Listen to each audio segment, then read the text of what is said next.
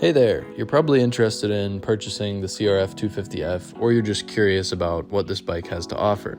Well, you've come to the right place, because today we're going to talk about all the specifications of the 2024 model and what those features mean for you, the rider. There's a few videos on my channel about it, so I'd urge you to check those out. One's a review, and then another one is talking about kind of my choice behind getting the bike, and I explain who the bike is good for and the reasons that I bought it. So those may be helpful to you as well. But today, we're going to be talking about the specifications and the features of the 2024 CRF250F. Now, Honda had an older trail bike that was called the CRF230F, I believe, and they updated it in 2019 to the 250F, which is what we have here now. And it's remained largely unchanged since then, but we're going to go over the specs for the 2024 model as it's what I have. First off, this is a trail bike. It's an air-cooled trail bike, so it's going to be different than the CRF250R, which is their motocross 4-stroke 250, and the 250RX, which is the cross-country woods racing model. Those are both going to be liquid-cooled race bikes. If you're a beginner, they're not going to be as good for you. The air-cooled trail bike 4-strokes are going to be much more beginner-friendly for a couple reasons, which I go over in some of my other videos. So once again, I'd urge you to check those out. Before we get into the specs and everything, I would just like to let you guys know, if you did enjoy this video and you want to see more content, please leave a like and drop a comment and let me know what you want to see in the future. If you have any questions, I'd be happy to answer them. And also subscribe to the channel to see more videos in the future. It really helps me out. All right, let's get right into it. So the 2024 Honda CRF250F has a base MSRP of $4,999, so right around $5,000. And with fees from the dealership, it's going to be a little more than that. But that's what you're looking at as far as price range. And what you're getting at that price is a 250cc air-cooled single-cylinder 4-stroke engine, and that engine is going to be fuel injected, which is nice for a few reasons, which we'll talk about later in the video. It's a 5-speed transmission, so you have a wide range of gears to choose from. The front suspension is a 41mm standard fork, so it's not an upside-down fork like on the motocross bikes, and it has 9.1 inches of travel. The rear suspension is a ProLink Showa single shock with spring preload adjustability, and it also has 9.1 inches of travel. The front forks are also Showa, by the way. The front and rear brakes are both disc brakes, which are really nice. They provide a lot more stopping power than the drum brakes. They don't lead to as much fade as well. So the front brake is going to be a 240mm disc, and the rear brake is going to be a 220mm disc. And from my personal experience, they are excellent. They work very well. They have great stopping power for the bike and its size. As far as the wheels go, it's a really nice wheel size. You have a 21-inch wheel in the front and an 18-inch rear wheel, which the 21 and 18 are fairly standard sizes, so that's going to give you a much wider selection of tire choices than some of the smaller trail bikes. You can kind of mix and match from all kinds of different tire brands, Dunlop, Pirelli, Michelin, the list goes on. And they're going to have quite a wide selection for those wheel sizes, which is really nice because it gives you a lot of options for, different riding terrains and all that sort of thing. Now, this next point is going to be something that a lot of you are going to probably be wondering, and that is the seat height. Now, the seat height is 34.8 inches, and, I'm 6 foot tall. The bike's a little small for me, but if I was a beginner, it would be just fine. Once you start getting taller than me, it starts to feel a little cramped, and you feel kind of big on it. My cousin is 6'4", and he's ridden it, and he's sort of a beginner. And he has no problem on it, but he does feel a little cramped. It's not meant for a rider that tall. However, riders smaller than me, all the way down to, somewhere around the 5'2", 5'3" range, will probably be perfectly comfortable on it. For example, my girlfriend is around 5'5", and this bike fits her perfectly.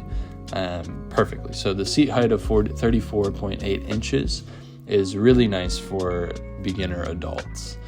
The ground clearance is 11.3 inches, which it doesn't feel super short close to the ground, which is nice because in the forest, if you're going over logs, if you're on rougher terrain, having that little bit of extra ground clearance is nice.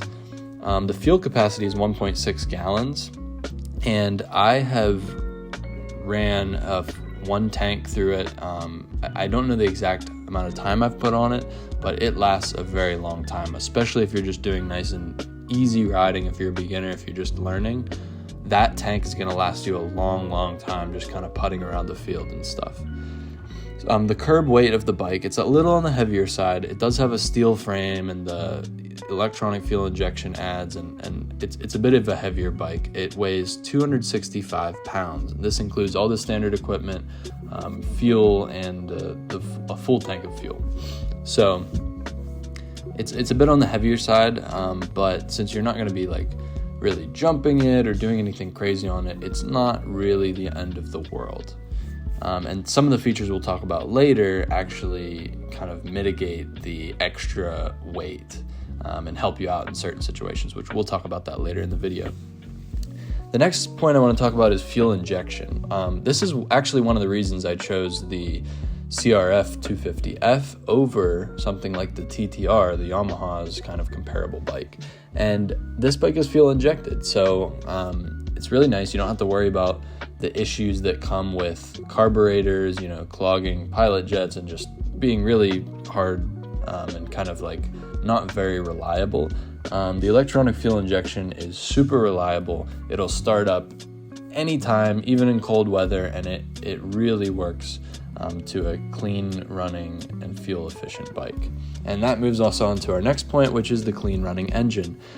So I'll read this straight from Honda's website. It says, another benefit of fitting the CRF250F with fuel injection is a clean running engine. It even meets California's stringent CARB, C-A-R-B, emissions standards for off-road motorcycles. That's a good news for everyone.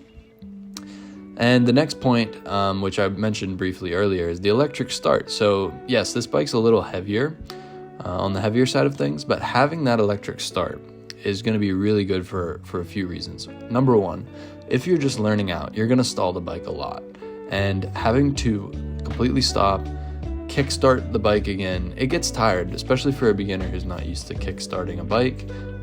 So having that electric start makes it so much easier to keep trying with that clutch, even if you stall, and just start it up right away.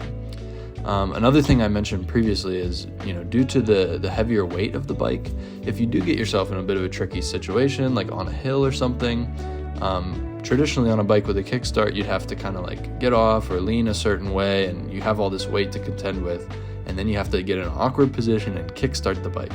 Well, that's where the electric start comes in. If you're on a sketchy position on a hill, you can easily just hit that e-start button and you're already started up, and you can figure out how to get out of the situation. So that is a really, really awesome feature of the CRF250F. The last thing I want to mention, and I mentioned it before, is it does meet the California Air Resources Board, or CARB, standards, but it also meets the EPA off-road emissions standards. So if you have local trails around, you're going to be perfectly fine taking this bike on the trails, and you're not going to have to worry about breaking any of those emissions regulations or anything like that. So those are all the features of the CRF250F, the 2024 model. And like I said before, I have a few other videos if you're interested for you to check out on my channel. So take a look at the playlist I have and check out some of my other videos of this bike.